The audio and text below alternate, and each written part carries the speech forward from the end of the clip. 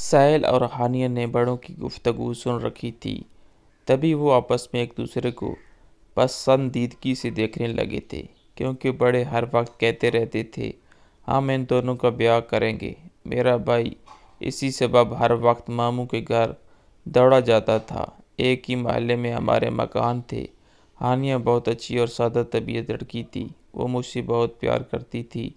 جب ہمارے گھر آتی امی کے گلے لگ جاتی، امی تو اس پر واری صدقے ہوتی، اسے دیکھ دیکھ کر جیتی۔ آخر وہ ان کے پیارے بھائی کی بیٹی تھی۔ ہمارے گھر کے برابر میں ایک خالی پلاٹ پڑا ہوا تھا، ماموں نے وہ خرید لیا اور اس پر کوٹھی کی تعمیر شروع کرا دی۔ تعمیر میں سہولت کی خاطر ماموں نے اپنا سارا سامان ہمارے مکان میں رکھا اور یہ سب ہمارے گھر رہنے لگے۔ انہوں نے پرانا گھر فروخت کر دیا، ہانیہ ہمارے ساتھ رہنے لگی۔ ہماری تو عید ہو گئی۔ اب ہم تینوں ہر وقت باتیں کرتے رہتے، کھیلتے، ساتھ پڑھتے، ساتھ کھاتے۔ وہ دن اتنے اچھے گزرے کہ میں ان کو عمر بھر نہیں بھلا سکتی۔ 6 ماہ ماموں ہمارے گھر پر رہے۔ جب ان کا گھر بن گیا تو وہ اپنے مکان میں شفٹ ہو گئے۔ یہ مکان ماموں جان کے لیے باعث برکت ہوا کہ ان کا کاروبار دن دگنی رات چگنی ترقی کرنے لگا اور وہ کروڑ پتی ہو گئے۔ اب ان کے کاروبار کی وسعت بیرون ملک تک ہو گئی تھی۔ وہ بھی امریکہ، کبھی برطانیہ، کبھی جاپان اور ملیشیا آنے جانے لگے۔ جب خالہ نے ان کے یہ ٹھاٹ پھاٹ دیکھے تو ان کے دل میں خیال آیا کہ کیوں نہ میں اپنے بیٹے کو ہانیہ سے بیاہ دوں۔ لاکھوں میں کھیلے گا اور بیرون ملک عیش کرے گا۔ بدقسمتی سے انہی دنوں امی کو بخار ہوا اور وہ آنا فانا اپنے خالے کے ککی سے جا ملی۔ ہمارے لیے یہ صدمہ تھا۔ ہم 2 ہی بہن بھائی تھے اور اپنی ماں سے بہت پیار کرتے تھے۔ سہیل تو ماں کی وفات کے صدمے سے بجھ کر رہ گیا۔ اس کی آنکھوں کی چمک اور چہرے کی رونق ہی غائب ہو گئی۔ ہر وقت میرے پاس بیٹھا ماں کی باتیں کیا کرتا۔ میں لڑکی تھی، مجھ کو ماں کے جانے کا صدمہ کم نہ تھا، لیکن بھائی کی حالت دیکھ کر یہ ظاہر کرتی جیسے مجھ کو صبر آ گیا ہے۔ تمام وقت سہیل کو ڈھارس دیتی اور اس کی دل جوئی میں لگی رہتی، کیونکہ میرا بھائی بہت حساس تھا۔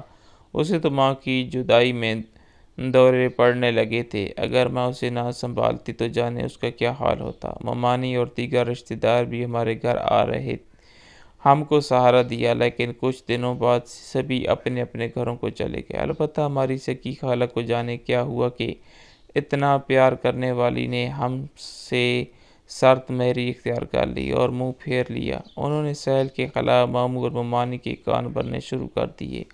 خدا جانے وہ کچھ کہتی تھی کہ ہم دونوں جو پیار کی امید لے کر ماموں کے گھر جاتے تھے، ہمیں وہاں ان سے وہ پیار نہ ملتا تھا۔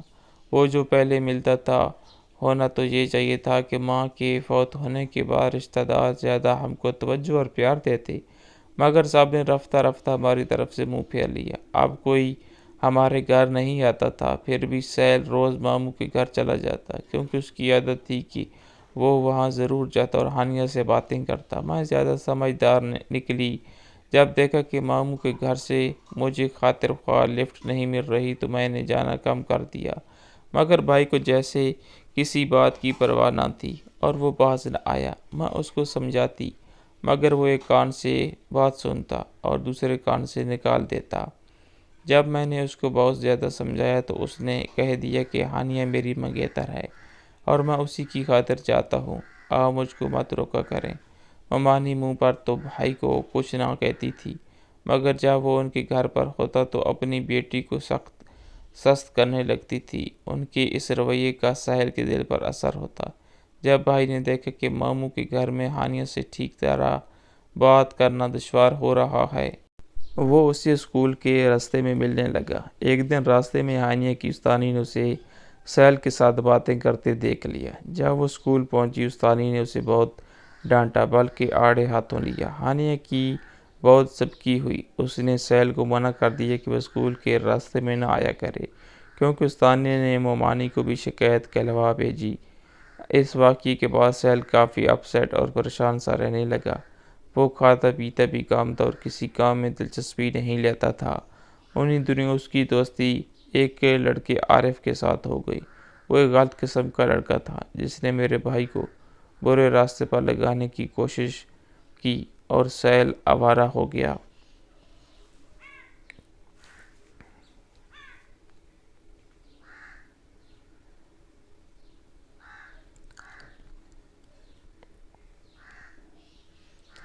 اب وہ دیر سے گھر آتا، کالج جانا اس نے چھوڑ دیا اور گھر سے نکلتے وقت بتا کر نہ جاتا کہ میں کہاں جا رہا ہوں اور کب آؤں گا۔ سہیل بھائی کی عادات و اطوار بدلتے دیکھے تو مجھ کو بڑی تشویش ہوئی۔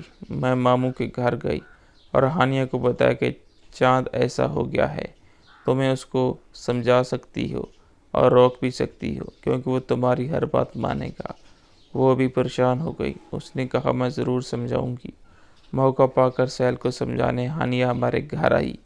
اتفاق سے اس دن بھائی گھر پر تھا۔ ہانیہ نے کہا سہیل تم نے میرے بارے کیا سوچا ہے؟ یہی کہ میں تم سے ہی شادی کروں گا؟ اچھا تو پھر تم میری ایک بات مانو، تم عارف اور اس کے ساتھی لڑکوں کی دوستی چھوڑ دو اور آوارگی ختم کر دو، ورنہ میں تم سے شادی نہیں کروں گی۔ یہ بات سہیل کے دل پر گولی کی طرح لگی۔ اس نے عارف سے دوستی ختم کر دی۔ بری صحبت ترک کر کے وہ دوبارہ پڑھائی میں سنجیدہ ہو گیا۔ اس نے باقاعدگی سے کالج جانا شروع کر دیا۔ 2 سال تک وہ کتابوں کا کیڑا بن گیا، یہاں تک کہ جب رزلٹ آیا تو اس نے فرسٹ پوزیشن لی۔ اس کامیابی پر میں اور ابا جان پھولے نہیں سماتے تھے۔ امی زندہ ہوتی تو ماموں، مامانی اور خالہ بھی خوشی سے دیوانے ہوتے، مگر اب انہوں نے کسی قسم کی خوشی کا اظہار نہ کیا۔ البتہ کبھی خوشی اگر کسی کو ہوئی تو ہانیہ کو ہوئی۔ اس نے سجدہ شکر ادا کیا، عورت چاہے تو مرد کا دل و دماغ ہی نہیں، اس کی کائنات ہی بدل ڈالے۔ کم از کم میرے بھائی کے ساتھ یہی ہوا۔ وہ نیک اور اچھا بن گیا، لائق ہو گیا، تو اس نے سوچا اب تو ماموں کے گھر اس کی عزت ہو گئی۔ وہ پہلے سے زیادہ ماموں کے گھر جانے لگا، مگر کسی نے نوٹس نہ لیا سوائے ہانیہ کے، جو دل و جان سے اس کی منتظر ہوتی تھی۔ ایک دن سہیل بھائی خالہ کے گھر گئے۔ ان سے کہا خالہ تم ماں کی جگہ ہو، ان لوگوں کو نہ جانے کیا ہو گیا ہے، میری ماں کے مرتے ہی بدل گئے ہیں، تم ہی ان کو سمجھاؤ، ہانیہ میری منگیتر ہے۔ تبھی خالہ نے جواب دیا پرانے بندھن بھول جاؤ اور اب تم ماموں کے گھر بھی مت جایا کرو۔ خالہ کی بات سن کر سہیل کو بہت دکھ ہوا، مگر وہ باز نہ آیا۔ پھر ماموں کے گھر گیا۔ خالہ وہاں بیٹھی تھی، ان کی تیوری پر بال پڑ گئے۔ انہوں نے مامانی سے بات کی کہ لڑکا روز یہاں آتا ہے اور تمہاری جوان لڑکی گھر میں ہے، تم کیسی ماں ہو، اتنی غفلت اچھی نہیں۔ گویا مامانی کو عقل کے ناخن مل گئے۔ انہوں نے بیٹی کو کہا ہانیہ سہیل اب آئے تو کہہ دینا کہ آئندہ یہاں نہ آیا کرے۔ ہانیہ مجبور ہو گئی، وہ ماں سے ڈرتی تھی۔ اس نے سہیل سے کہا اب یہاں نہ آیا کرو، امی نے منع کیا ہے۔ اس نے بات مان لی، پھر کبھی ان کے گھر نہیں گیا کیونکہ میرا بھائی ہانیہ کی ہر بات مانتا تھا۔ ماموں کی بڑی بیٹی کی شادی تھی، ہم بھی گئے، وہاں سہیل اور ہانیہ بہت خوش تھے کیونکہ دونوں ایک گھر میں تھے۔ وہ چھت پر بیٹھے باتیں کر رہے تھے کہ خالہ نے دیکھ لیا۔ نیچے آ کر مامانی کے آگے خوب بڑھا چڑھا کر باتیں کی اور جہاں سے سہیل اور ہانیہ کے درمیان جدائی کی ابتدا ہو گئی، جس میں ان کی اور ہم سب کی خوشیاں غرق ہو گئی۔ اس روز تو دونوں چپ ہو گئے، ڈانٹ کھا کر سر جھکا لیا۔ شادی کے دوسرے دن جب دلہن رخصت ہو گئی اور مہمان رخصت ہو رہے تھے اور وہ کچن میں کھانا گرم کر رہی تھی تو سہیل وہاں آ گیا۔ اسے بھوک لگ رہی تھی۔ اس نے ہانیہ سے کھانا مانگا، کہنے لگا کھانا تو گرم کر دو، بھوک لگی ہے، کل صبح تو ہم چلے جائیں گے۔ ابھی وہ یہ باتیں کر رہے تھے کہ بجلی چلی گئی۔ انہوں نے موقع غنیمت جانا، اندھیرا ہوتے ہی شور مچانے اور گالیاں دینے لگی کہ بے شرم، بے غیرت، کسی کی عزت کا پاس نہیں، کسی کا خیال نہیں۔ غرض انہوں نے ایسے شور کیا جیسے خدا جانے کیا غلط بات دیکھ لی ہو۔ حالانکہ میں بھی ان کے پیچھے کھڑی تھی اور دیکھ رہی تھی کہ سہیل کچن کے دروازے سے باہر کھڑا ہانیہ سے بات کر رہا تھا، جبکہ وہ کچن کے اندر کھانا گرم کر رہی تھی۔ خالہ کے شور کرنے سے مامانی موم بتی ہاتھ میں پکڑے باورچی خانے کی طرف گئی۔ سہیل بیچارہ گھبرا کر ادھر سے چلا تو مامانی پریشان ہو گئی، خدا جانے کیا ہوا ہے۔ ماموں بھی شور سن کر بیٹھک سے صحن میں آ گئے۔ مہمان بھی سب چوکنے ہو گئے کہ کیا مسئلہ ہو گیا ہے۔ پھر تو جو جس کے جی میں آئی کہا۔ مہمانوں میں ماموں کی بے عزتی ہو گئی خالہ کے شور کرنے کی وجہ سے۔ ہر ایک پوچھ رہا تھا کیا ہوا، کیوں چلا رہی ہو، اور خالہ کہہ رہی تھی ہم سے کیا پوچھتے ہو، اس بے غیرت بے شرم سہیل سے پوچھو۔ خالہ نے ایسا جال بن کر ڈالا کہ سہیل اور ہانیہ اس میں پھنس کر بے موت مر گئے۔ ماموں نے دونوں کو پیٹ ڈالا۔ انہوں نے یہ بھی نہ پوچھا کہ کیا ہوا ہے۔ بہت بے عزت ہو کر اور سہیل بھی ماموں کے گھر سے نکلے۔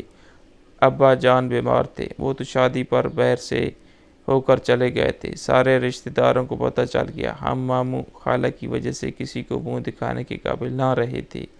خالہ کا وار اونچا تھا مگر کامیاب رہا تھا۔ ماموں نے خالہ سے کہا کہ وہ نہ جات تو دفع ہو، تم ہی اپنے بیٹے کے لیے ہانیہ کا رشتہ لے لو۔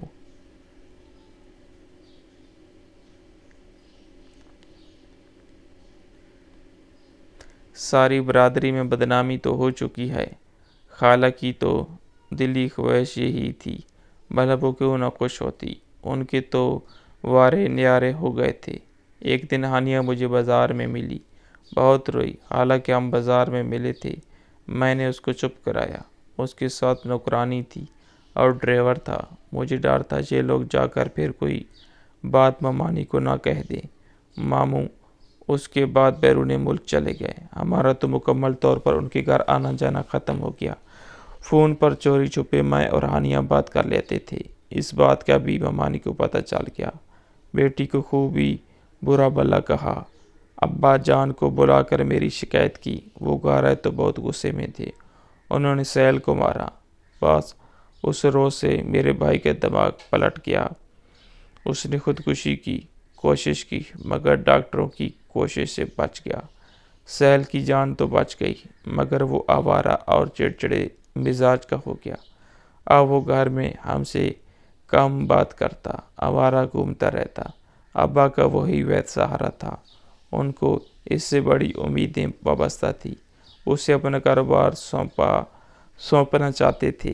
دکھ سے ان کی صحت متاثر ہو گئی۔ پہلے تو سب ایک ہوتے تھے، ایک خاندان کی طرح رہتے تھے۔ اب یہ حال ہوا کہ ماموں ہم کو دیکھنے کے روادار نہ رہے تھے۔ خالہ، خالو، ماموں سب ایک ہو گئے۔ میں اور ابا جان ہی بس اکیلے رہ گئے۔ سہیل کا کیا تھا، وہ تو اپنا رہا اور نہ کسی کا نشہ کرنے لگا۔ نشے نے اس کے اعصاب کو متاثر کیا۔ آج میرا چاند سا بھائی سہیل کہاں ہے، کچھ پتہ نہیں۔ ایک دن گھر آیا تھا، ابو سے پیسے مانگے۔ انہوں نے اسے ڈانٹ دیا۔ سہیل کو ابا کی ڈانٹ نے فنا کر کے رکھ دیا۔ ان کو ان کے پیار پر بھروسہ تھا۔ وہ سمجھتا تھا ساری دنیا مجھ سے نفرت کر سکتی ہے مگر میرا باپ مجھ سے پیار کرتا ہے۔ وہ باپ کی دھتکار نہ سہ سکا۔ نہیں، پاگل تو تھا، پورا پاگل ہو گیا۔ گھر سے نکلا، خدا جانے کدھر چلا گیا۔ اس کے بعد ابا جان کی جو حالت ہوئی بیان نہیں کر سکتی۔ وہ بھی بیٹے کی تلاش میں جیسے پاگل سے ہو گئے۔ کہاں کہاں نہیں انہوں نے اسے ڈھونڈا، کتنا نہیں پکارا مگر ان کی کوئی صدا اس تک نہ پہنچ سکی۔ وہ کہیں نہ ملا اور نہ خود لوٹ کر آیا۔ اس واقعے کو 18 برس گزر چکے ہیں۔ اس کے 4 سال بعد کسی نے اس کو ایک درویش کے روپ میں کسی مزار پر دیکھا تھا۔ اس کے بعد کبھی کوئی خبر نہ ملی۔ ابا جب تک زندہ رہے ان کی نگاہیں دروازے پر رہتی۔ بیٹے کی خاطر وہ دن رات گھر کا دروازہ کھلا ہی رکھتے تھے کہ شاید کسی دن سہیل آ جائے۔ ابا سہیل کے جانے کے بعد کاروبار پر تو توجہ نہ دے سکے اور کاروبار بیٹھتا گیا۔ اپنی زندگی کے آخری دنوں میں تو وہ بہت دکھی رہتی تھی۔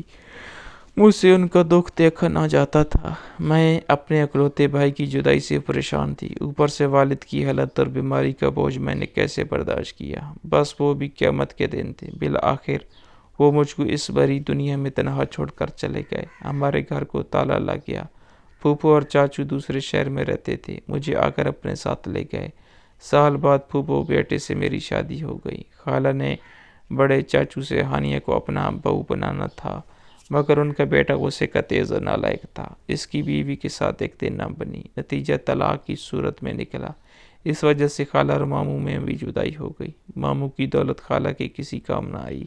آج میں تو اپنے گھر خوش ہوں مگر ہانیہ برباد ہے اور سہیل میرا چاند سا بھائی خدا جانے کہاں ہے اور کس حال میں ہے۔ میری آنکھیں اپنے پیارے بھائی کی دید کو ترس گئی ہیں۔ ایک بہن کو اپنے بھائی سے کتنی محبت ہوتی ہے، یہ کوئی ان بہنوں سے پوچھے جن کے بھائی جی ان سے بچھڑ جاتے ہیں۔ بے شک دوستو، بھائی بہن کا پیار ہی ایسا ہے، لیکن افسوس ہوتا ہے ایسے رشتہ داروں پر جو آپس میں لڑائیاں کرواتے ہیں، جیسے ہماری خالہ نے کیا، لیکن اللہ کی کرنی ایسی ہوئی کہ ان کے ساتھ بھی برا ہوا۔ اس لیے کسی کا برا نہ سوچو، ورنہ وقت دور نہیں جب آپ کے ساتھ بھی ایسا ہو جائے۔